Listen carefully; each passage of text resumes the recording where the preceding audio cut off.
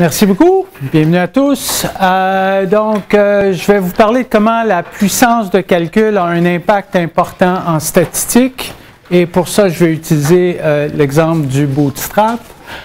Et je m'excuse à l'avance, la présentation est écrite en anglais, je l'ai donnée il y a 2 ans à McGill et je ne l'ai pas traduit, je m'en excuse.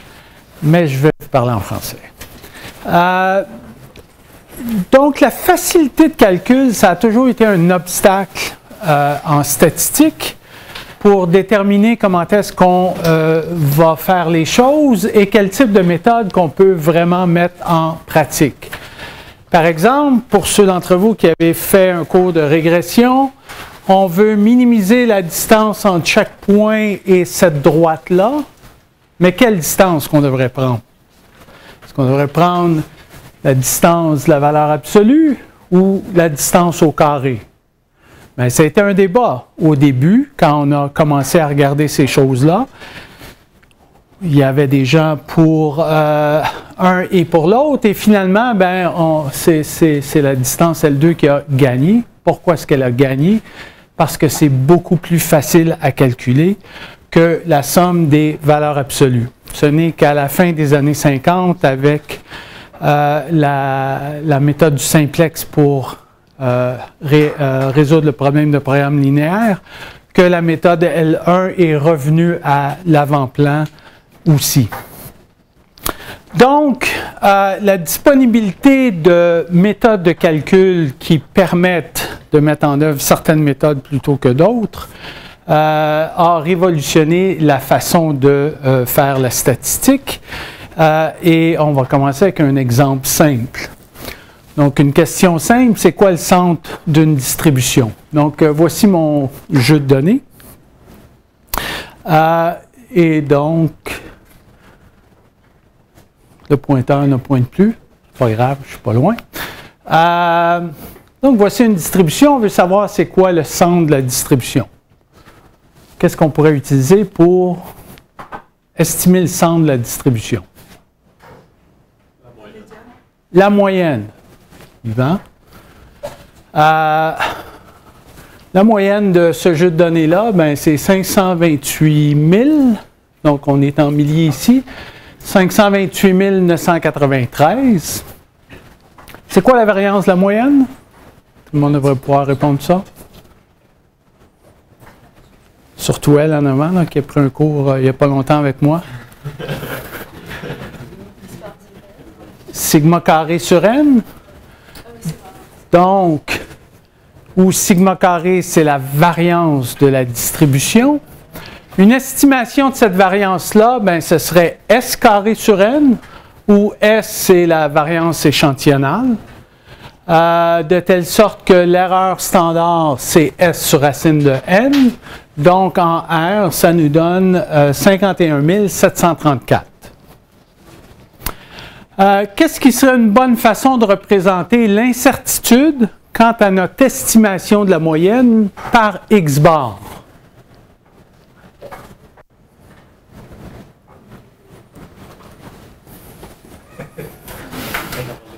L'intervalle de confiance, merci. Donc, on voit dans un premier cours et ainsi que plus formellement dans un deuxième cours de statistique que la racine de n x bar moins mu sur s, ça suit une distribution t à n-1 degré de liberté, de telle sorte que cette quantité-là entre les deux quantiles de la distribution t à n-1 degré de liberté nous permet de dire que cette probabilité-là, c'est 1 moins alpha. En inversant, petite manipulation, on a que x bar moins le quantile fois s sur racine de n, x bar moins l'autre quantile fois s sur racine de n, va contenir la vraie valeur mu avec une probabilité 1 moins alpha. Donc, si en R, t.s de nos données, on prend l'intervalle de confiance, ça nous donne entre 418 000 et 639 000. On est bon. OK, mais c'est quoi les conditions pour que cet intervalle de confiance-là soit valide? Tantôt, j'ai dit que c'était une T à n-1 degré de liberté. Est-ce que c'est toujours vrai? C'est sûr que posé comme ça, il y a des bonnes chances que la réponse soit non. Donc, on a besoin que les observations soient normales. Elles doivent être indépendantes, identiquement distribuées, à partir d'une loi normale. Or, ce qu'on a vu tantôt, ça ne ressemble pas exactement à des observations d'une distribution normale.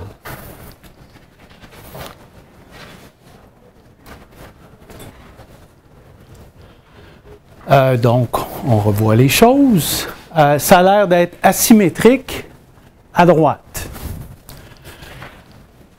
OK, qu'est-ce qui arrive si les conditions ne sont pas satisfaites? Ben, ce n'est pas nécessairement un trop grave problème si n est grand, à cause du théorème central limite, ainsi que la loi des grands nombres puis le théorème de Slotsky. Le théorème central limite qui dit que racine de n fois la moyenne de l'échantillon moins la moyenne de la distribution sur l'écart type, la probabilité que ce soit plus petit ou égal à x, ça converge vers la probabilité qu'une normale 0,1 soit plus petit ou égal à x quand n devient grand. De plus, bien sûr, les quantiles de la distribution t se rapprochent de ceux d'une normale, de telle sorte que si n est grand, ça devrait avoir de l'allure. Est-ce que le problème est résolu pour autant? Ben, est-ce que c'est vraiment l'intervalle de confiance qui nous intéressait? En statistique, le contexte est toujours important. Qu'est-ce que j'estime, puis pourquoi est-ce que j'estime ça? C'est quoi la variable qu'on est en train de mesurer? Donc, tantôt, c'était écrit « jeu de données ». Je n'ai pas expliqué de quoi est-ce qu'on parlait. Donc, c'est quoi notre jeu de données? Ben, c'est le prix d'une maison à 2 étages de catégorie luxe à Montréal en 2010, selon Royal Lepage. Royal Lepage ne publie plus ce genre de choses-là aussi facilement, donc c'est des données de 2010. OK, donc c'est le prix des maisons. Voici par exemple, on sait que c'est 530 000, le prix typique de ce type de maison-là. À Outremont, c'est 810 000, etc. Qu'est-ce qu'on veut savoir au sujet de ces prix-là? Supposons que vous souhaitez savoir, est-ce que je suis en mesure de m'acheter une maison au centre de la distribution? Mais là, le fait qu'il y ait des maisons extrêmement dispendieuses à Westmount, ça ne vous affecte pas nécessairement pour savoir si vous êtes dans le centre. Donc, que la queue soit ici ou qu'elle soit là, c'est peut-être pas votre vision de c'est quoi le centre. Ces maisons-là ne devraient pas nécessairement avoir un impact sur votre définition du centre. Par contre, un agent d'immeuble est payé à commission. Donc, l'agent d'immeuble, on l'espère, va vendre plusieurs maisons dans l'année. Donc, la moyenne est reliée à combien d'argent est-ce qu'il va finir par faire. OK? Donc, quelle mesure qui est la plus appropriée dans ce cas-là? Bien, ça dépend du contexte. Pour certains, ça pourrait être la moyenne. Pour d'autres, ça pourrait être la médiane. Et donc, la moyenne, c'était 528 000. La médiane, c'est 500 000. C'est quoi la variance de la médiane?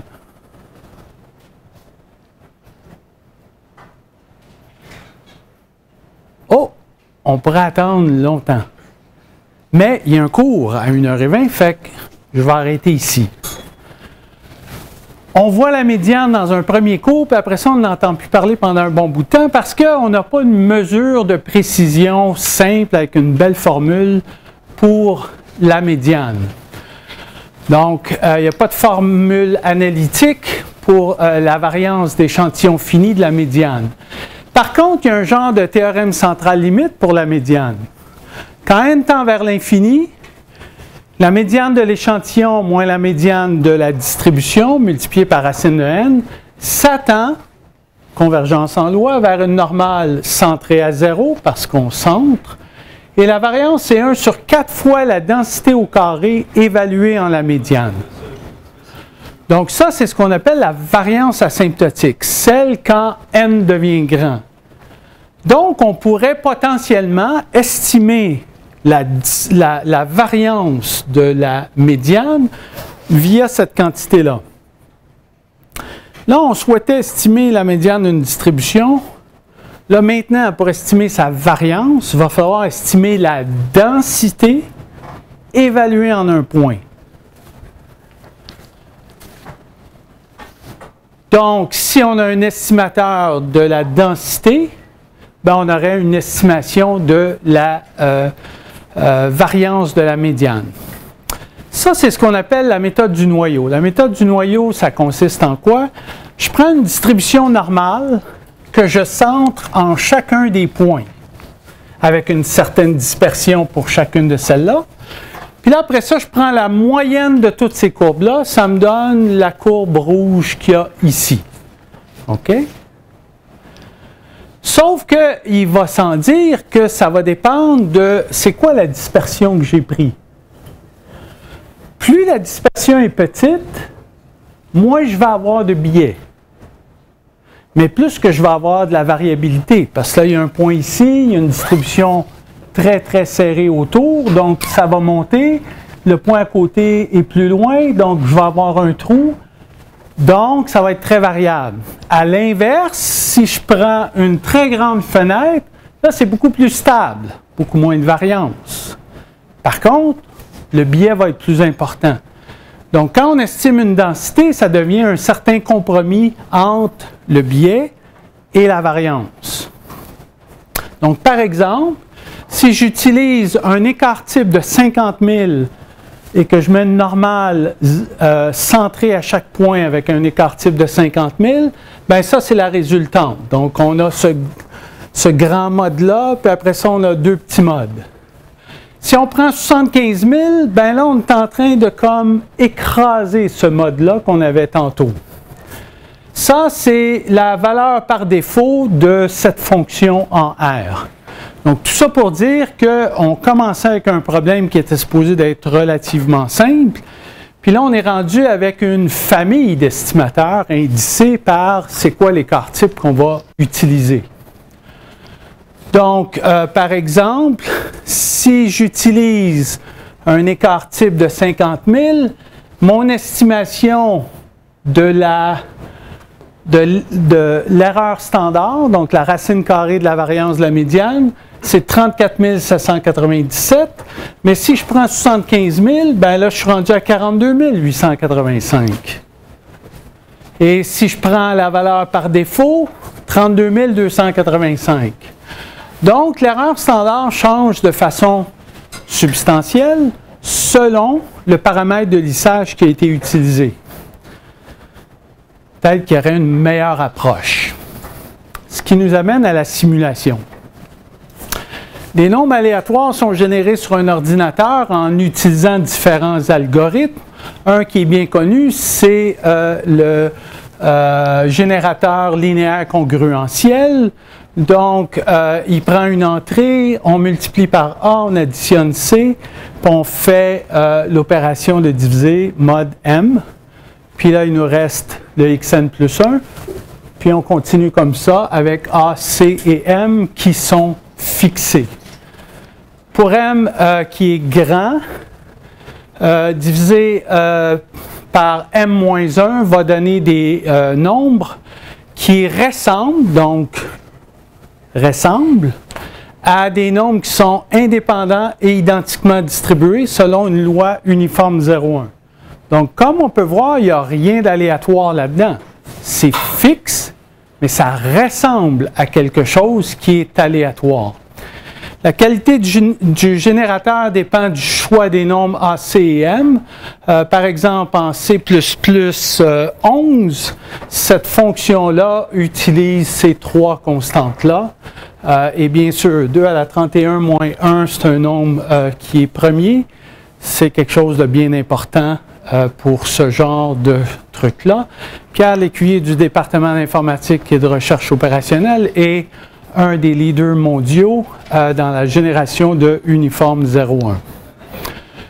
Maintenant, c'est bien beau de savoir générer des uniformes 0,1, mais qu'en est-il de observations qui viennent d'une autre distribution? Donc, une distribution avec une fonction de répartition f. On peut utiliser la transformation intégrale de probabilité qui consiste à dire que f d'une variable aléatoire x dont la fonction de répartition est f, c'est distribuer cette variable aléatoire-là selon une uniforme 0,1, ou encore on peut faire l'inverse. Si je commence avec une uniforme 0,1 puis que je prends la fonction quantile, ça va me donner une variable aléatoire qui va être distribuée selon la distribution f. En pratique, il y a des façons beaucoup plus efficaces de calculer ces choses-là. F inverse, ça a l'air simple, mais pour beaucoup de distributions, ce n'est pas une fonction qui est si simple que ça à calculer. Même la fonction exponentielle, ce n'est pas exponentielle de quelque chose, puis oups, il y a quelque chose, il y a une grosse table qui apparaît, puis donc on fait des sommes et tout ça. Bref, il y a des façons beaucoup plus efficaces de calculer que de faire ceci. Et un des experts mondiaux pour la génération de nombres qui suivent une distribution autre qu'uniforme, c'est Luc Devroy du département d'informatique à McGill. OK, donc revenons à notre question. C'est quoi la distribution de la médiane si on connaissait la distribution f? Donc, quand on fait de la simulation, en général, on joue à Dieu, on décide c'est quoi la vérité, on simule des choses à partir de ça, puis on étudie les propriétés. Donc, supposons que f était connu, on pourrait faire l'approximation de la distribution de la médiane de la façon suivante. On génère un grand nombre d'échantillons, x1 jusqu'à xn à partir de la distribution f, on calcule la médiane de ces observations-là. Et la distribution échantillonnale des θi chapeaux devient une approximation à la distribution de la médiane de n observations provenant de f.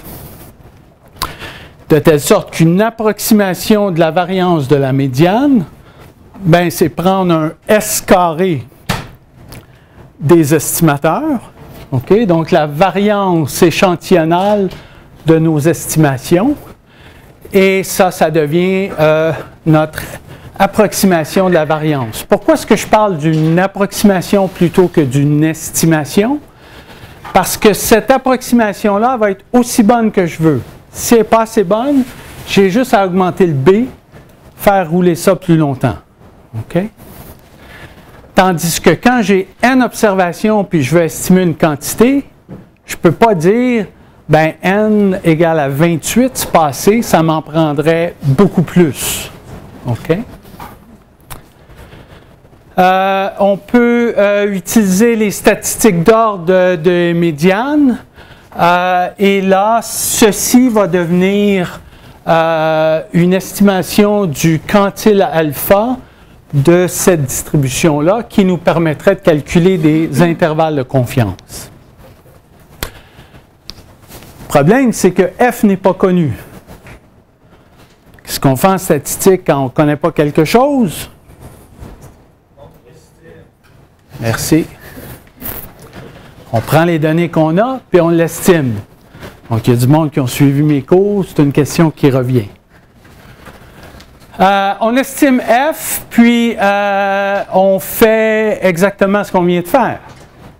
Tantôt, je disais, je fais comme si je connaissais f, je me génère des observations à partir de cette distribution-là. Là, je ne connaissais pas f, je vais l'estimer d'une certaine façon. Une fois que je l'ai, je n'ai qu'à me simuler des observations à partir de cette distribution-là, puis de faire ce que j'ai fait précédemment. Là, ça va devenir une estimation. Parce que f étant inconnu, je vais prendre mes n données dans le but d'estimer f. Si j'ai un nouveau jeu de données de la même taille, mes données vont être différentes, mon estimation de f va être différente. OK? Donc, ça ne donnera pas la même chose. Il y a deux façons d'estimer f. On pourrait y aller de façon paramétrique. Donc, si je pense que la distribution elle est connue sauf pour la valeur d'un ou quelques paramètres, ben là, je n'ai qu'à estimer ce paramètre-là, puis je vais utiliser comme f chapeau le f du bêta chapeau. Puis là, ben, on peut utiliser la méthode qu'on préfère pour ça, maximum de vraisemblance, méthode des moments, etc. Ou on pourrait y aller de façon non paramétrique. C'est-à-dire, on va prendre la fonction de répartition expérimentale, c'est-à-dire celle qui donne un poids de 1 sur n à chacune des observations dans notre échantillon. Ça, c'est non paramétrique, parce que là, je ne suis pas en train de dire que ça, c'est une gamma ou une normale ou quoi que ce soit. Je vais estimer ça de façon non paramétrique. Donc, c'est quoi la fonction de répartition expérimentale? Ben, c'est celle qui saute de 1 sur n à chacune des observations qu'on a. Ici, on a un petit point et donc il y a deux valeurs qui étaient très proches une de l'autre. C'est quoi l'estimé bootstrap de la variance d'une statistique? Ben, on fait l'hypothèse qu'on a un échantillon IID de taille n de f. On veut estimer la distribution de la médiane. On va donc prendre B aussi grand qu'on veut. On va générer des x1 étoiles jusqu'à xn étoiles à partir de f chapeau. Donc ici, j'ai rajouté des étoiles. Tantôt, j'avais x1 jusqu'à xn. Là, j'ai x1 étoile jusqu'à xn étoile, tout simplement pour illustrer le fait que ça, ce ne sont pas des vraies distributions qui proviennent du phénomène qui nous intéresse. Ce sont des observations qu'on a générées sur l'ordinateur nous-mêmes. Okay? À partir de cette distribution estimée-là.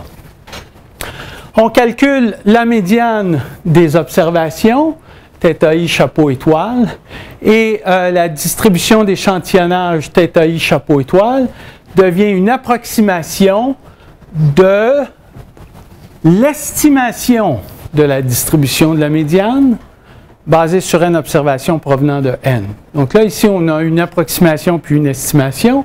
On a une estimation parce qu'on utilise f chapeau au lieu de f. Puis on a une approximation parce qu'on ne calcule pas la variance de façon exacte. On la simule sur ordinateur de taille B. Mais à nouveau, si la qualité de l'approximation n'est pas à notre goût, ça, on peut le changer. Le n, ça, on ne peut pas le changer. Est-ce que tu connais le F ou c'est ça que tu essaies de découvrir? Le F? Le F. En fait, je n'essaie pas de découvrir c'est quoi le F, j'essaie de découvrir c'est quoi la distribution de la médiane de n observations qui provient de F. Mais connais-tu F? Non. Alors, comment tu commences le processus avec ton F chapeau? Là. Ici, là? Oui, ce F chapeau-là, c'est comment tu génères des X étoiles ne connaissant pas F. Si ma présentation est bonne, ça s'en vient.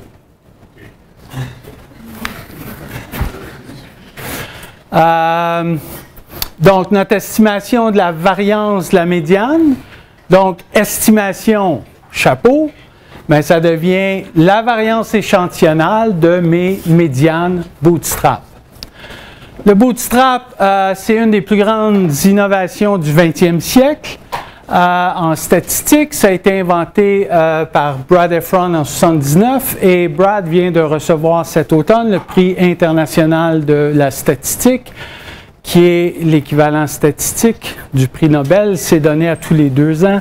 Le premier était David Cox il y a 2 ans donc. OK. Pourquoi 1979? Pourquoi pas bien avant ça? Parce que l'idée que je vous ai présentée semble assez naturelle, merci. Bien, il faut se remettre dans le contexte de l'époque.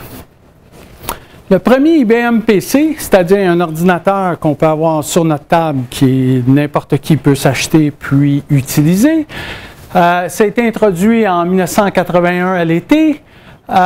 C'était dans un environnement de commande de ligne. Donc, une ligne, un énoncé, une autre ligne, etc., etc. Il n'y a pas de souris, il n'y a pas d'interface graphique. Donc, ça, c'est venu un peu plus tard, en janvier 84, l'interface graphique et la souris. Puis ça a été introduit avec le premier Macintosh. Donc, avant ça, un chercheur n'a pas facilement accès à un ordinateur sur son bureau.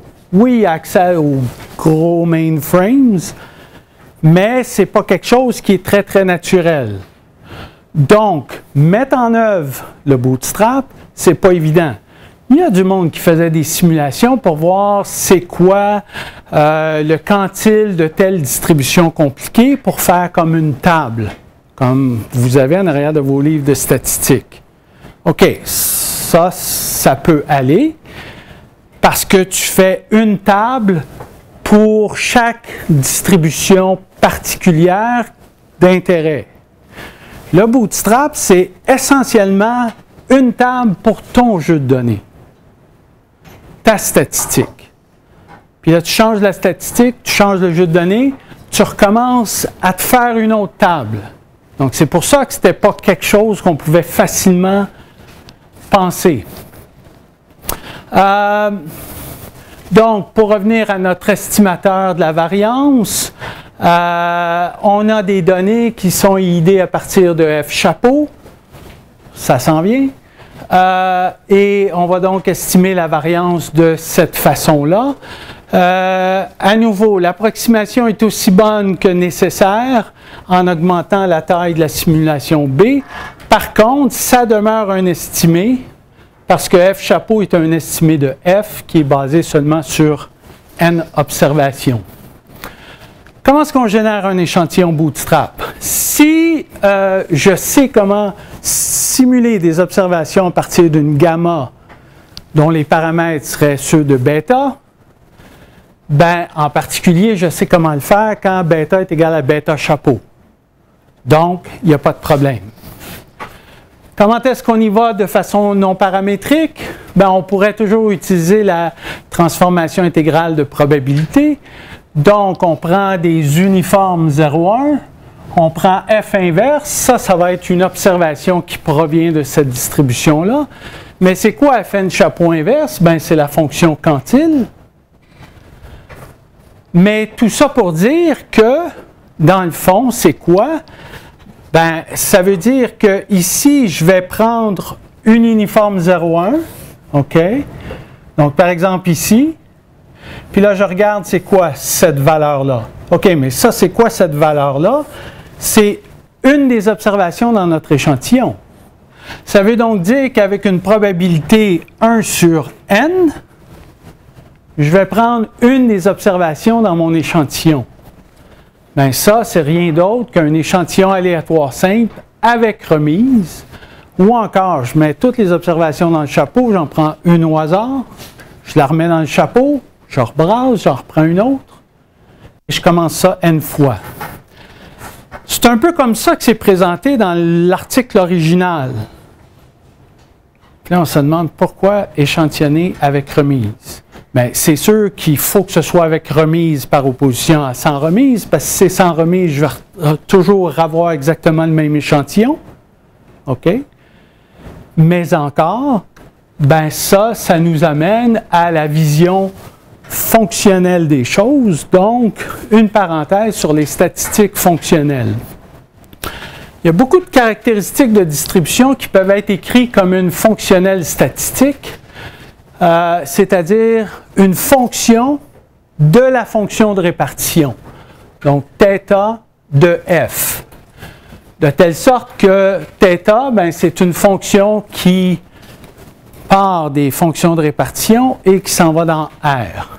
Par exemple, la moyenne mu de f, ben, c'est l'intégrale de moins l'infini à plus l'infini de x df de x. Donc, c'est une fonction de f. La variance, c'est la même chose. X moins la moyenne au carré df. Donc, c'est encore une fonction de f. La médiane, c'est le point milieu. Donc, c'est le point tel que la probabilité d'être au-delà, c'est une demi. Et donc, c'est la fonction quantile évaluée en une demi. À nouveau, une fonctionnelle statistique. Le quantile alpha de la distribution, f inverse alpha. OK? Donc ça, c'est un cas particulier de celui-là. Sauf que souvent, les estimateurs de cette fonctionnelle-là, ben, il y a moyen de l'écrire tout simplement comme la même fonctionnelle, mais évaluée en Fn chapeau plutôt qu'en F. Par exemple, la moyenne mu de Fn chapeau, ben, c'est l'intégrale de moins l'infini à plus l'infini de x dFn chapeau de x. Puis ça, c'est quoi? Ben, ça, c'est la distribution qui donne un poids de 1 sur n à chacune des observations. Donc, cette intégrale-là, c'est quoi? C'est la moyenne de la distribution. De la même façon, la variance, ainsi que la médiane. Ça, ce n'est pas la médiane habituelle quand n est impair, mais c'est la médiane habituelle quand n est... Je me suis peut-être trompé. Donc, quand c'est pair, ce n'est pas la médiane habituelle parce qu'on prend la moyenne des deux dans le milieu, alors que là, ça va être la plus petite des deux statistiques d'ordre du centre. Mais asymptotiquement, il n'y a pas de différence.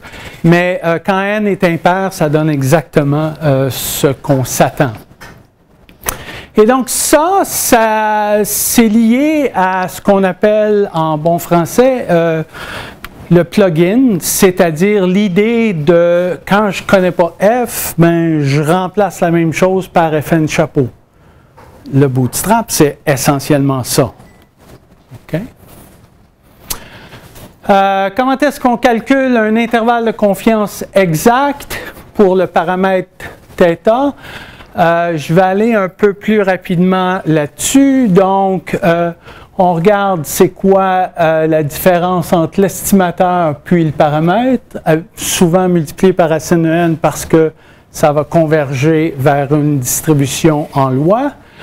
L'intervalle de confiance exact consisterait à prendre cet énoncé-là, le renverser, qui nous donne cette quantité-là.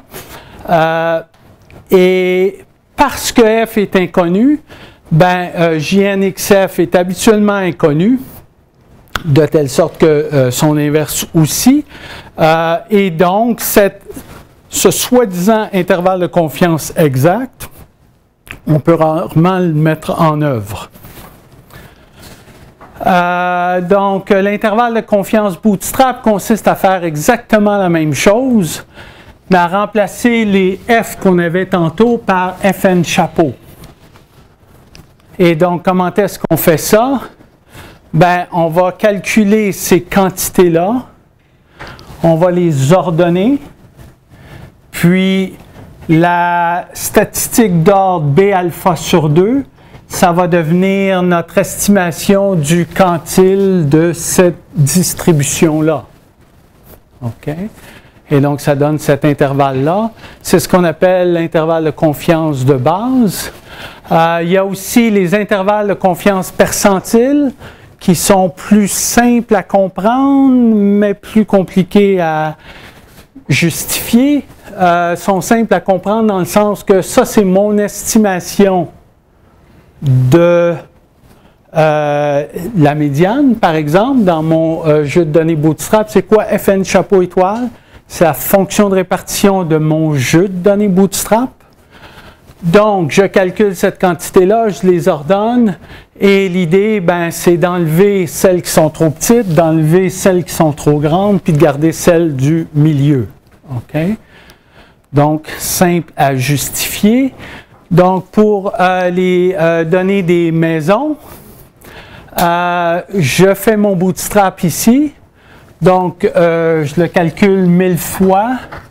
Et puis, je vais me chercher un échantillon avec remise, donc replace égale true, parmi mes données de taille n, et je calcule la médiane de ça. Et je répète ça un grand nombre de fois. La racine carrée de mon estimation de la variance, 32 725,9. Alors que tantôt, j'avais 34 000, j'avais 42 000, j'avais 32 000, selon que j'utilisais une fenêtre ou l'autre pour estimer la densité. Donc, mes intervalles de confiance, si je prends l'intervalle de base, ça me donne une certaine quantité. L'intervalle normal, ça me donne une certaine quantité. L'intervalle bootstrap de base, l'intervalle percentile, ça va parler un peu plus. Donc, en rouge, c'est l'intervalle de confiance normal, basé sur la fenêtre de 75 000. En bleu, c'est l'intervalle de confiance normal basé sur la fenêtre de 50 000. Alors qu'en noir, c'est l'intervalle de confiance bootstrap percentile. Okay? Donc, chacun change un peu. Est-ce que le bootstrap fonctionne? Bien, c'est une recette.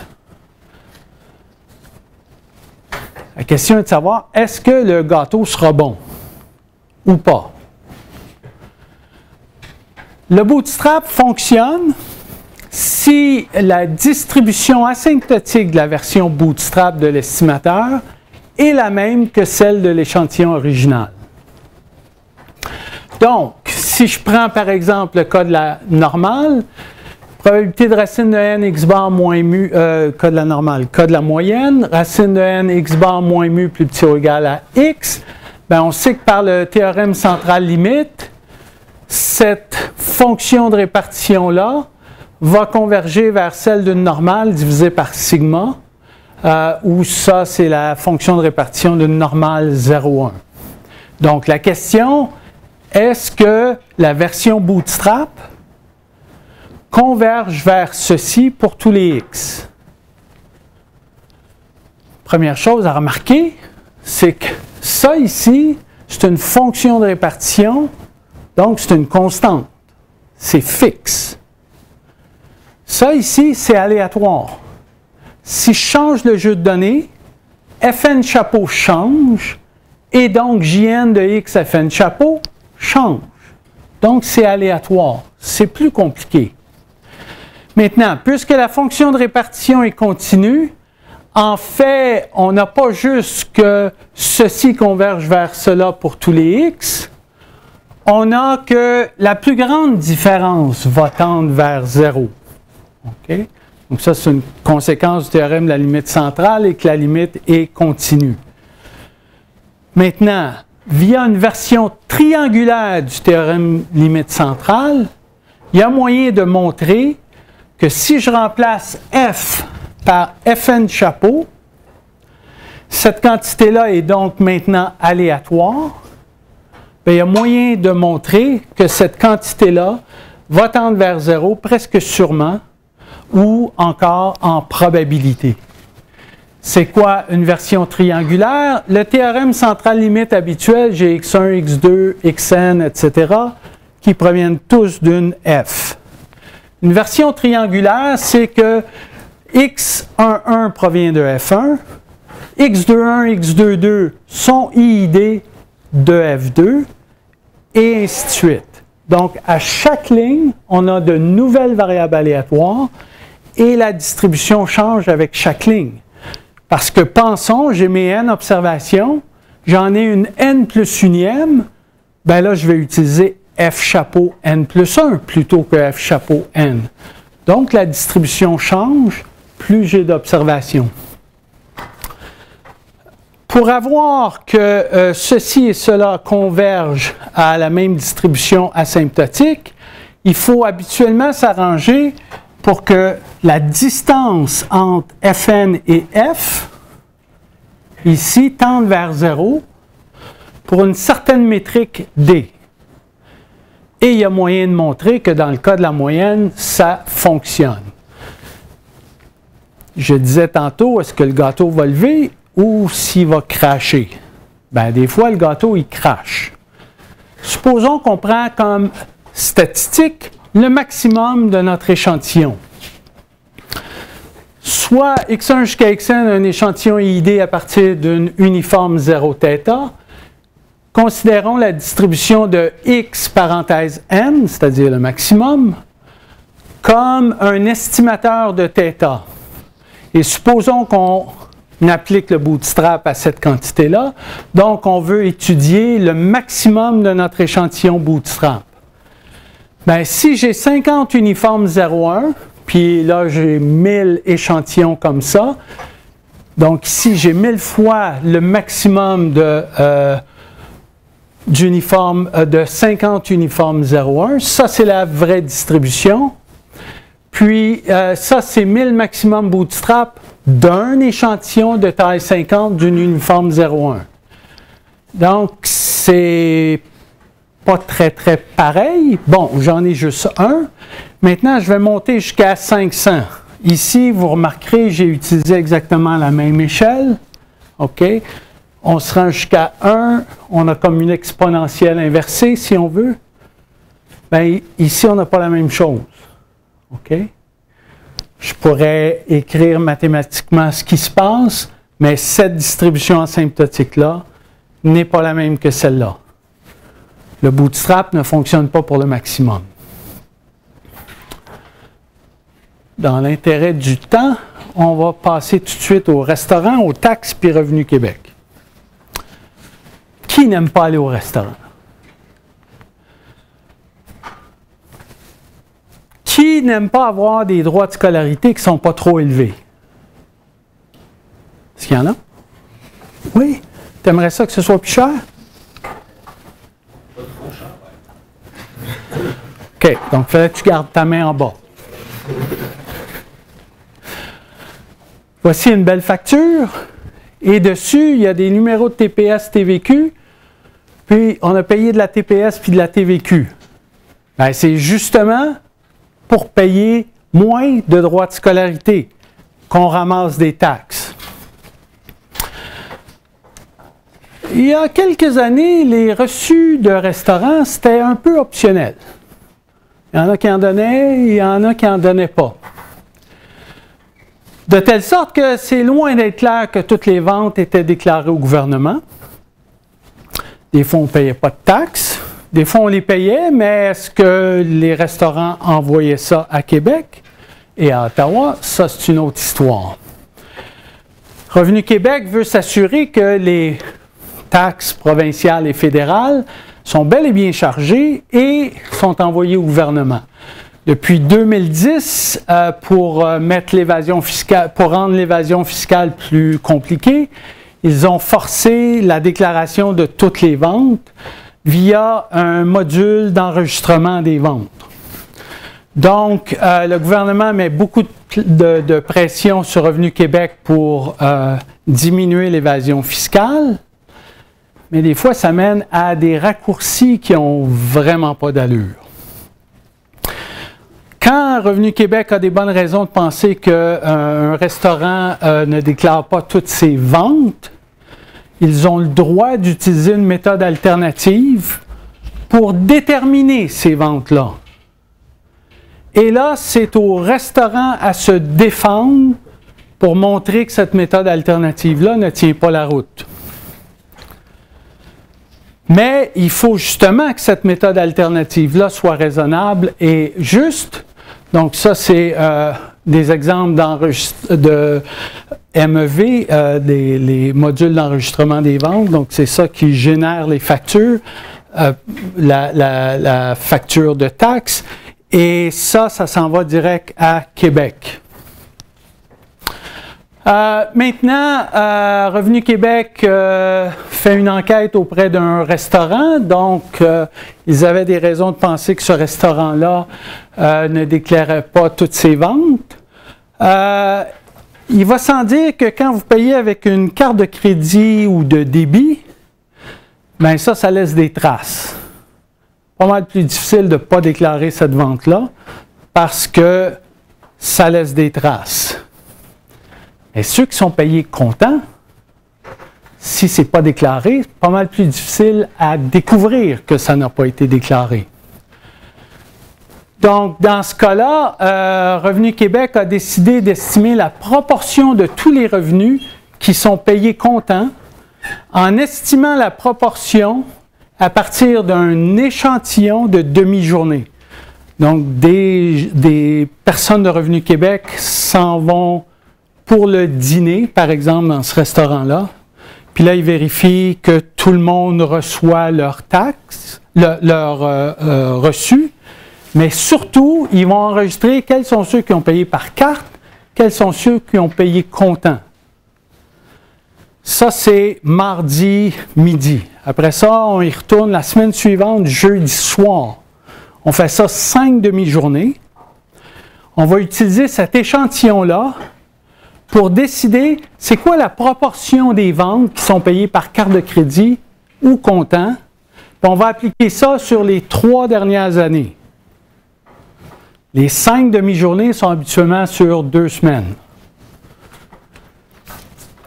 Donc, 5 demi-journées, il extrapole sur plus de 3 ans.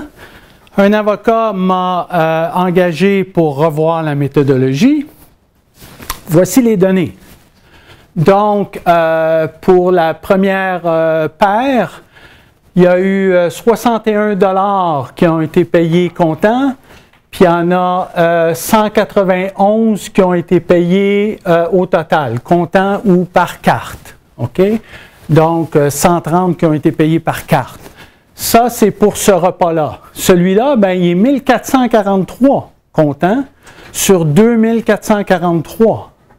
Ça varie beaucoup d'une demi-journée à l'autre. On s'entend qu'un samedi soir puis un mardi midi, c'est pas pareil.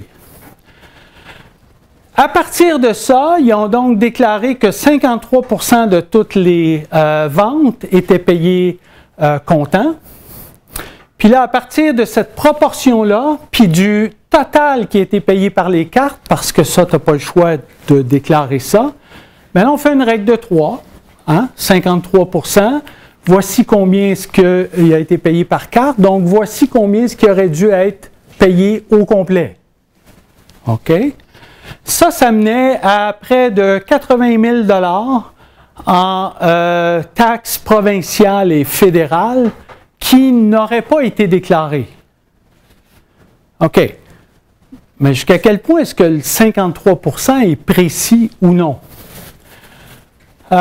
Donc, supposons qu'on calcule, qu'on définit CI comme étant le montant total qui a été payé en comptant, puis TI, le montant total qui a été payé soit par comptant ou par crédit ou débit. Bien, la proportion qui nous intéresse, c'est la somme sur nos 5 observations du comptant sur la somme sur les 5 observations du total des ventes. Et ça devient notre P-chapeau. Donc, j'applique le bootstrap pour avoir une idée de la précision de cet estimateur-là. Ici, je ne suis pas obligé de faire une simulation de taille 1 jusqu'à grand B. Je peux faire tous les échantillons bootstrap. OK? Parce que j'ai juste 5 possibilités.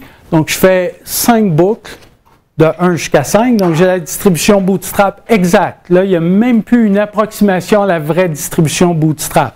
Sauf que la distribution bootstrap demeure une estimation.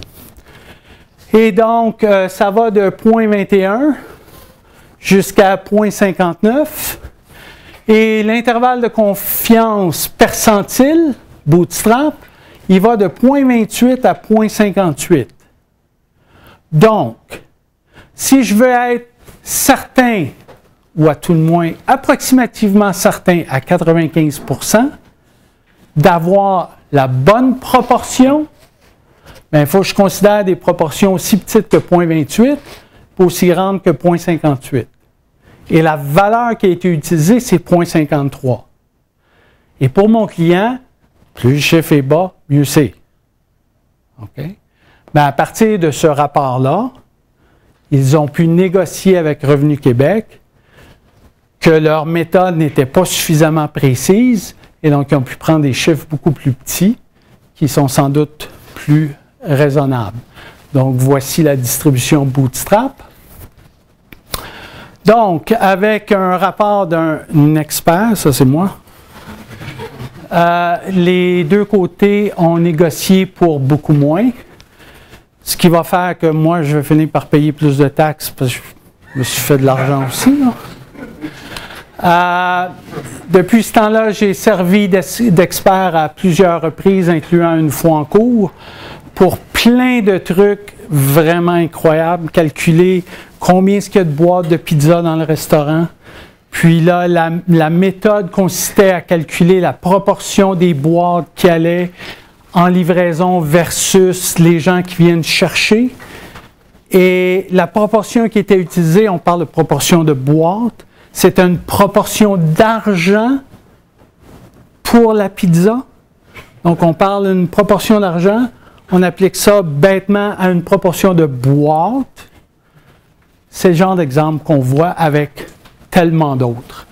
Donc, moi, j'ai vraiment pas de problème à ce qu'on paye nos taxes.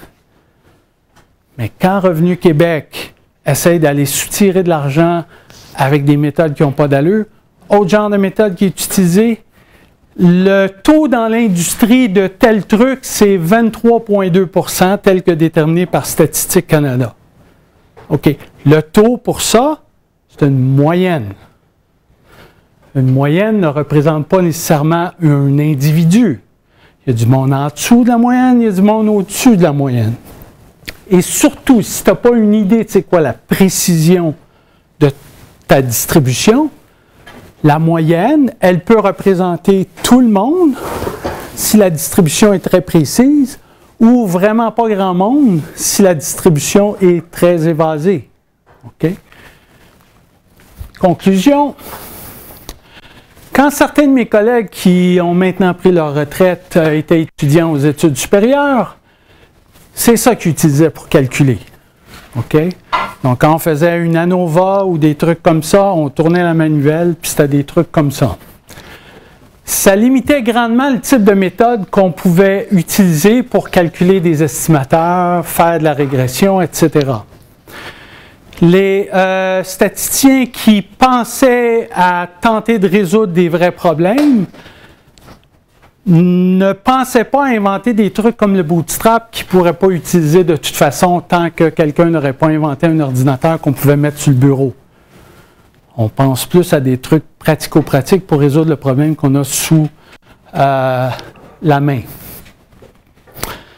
On est maintenant dans l'ère des grandes données. Il y a plein d'opportunités en statistique, ce qui ne nous empêche pas qu'on ait besoin de beaucoup de bonnes théories pour voir si le gâteau va lever ou s'il va cracher. Merci beaucoup.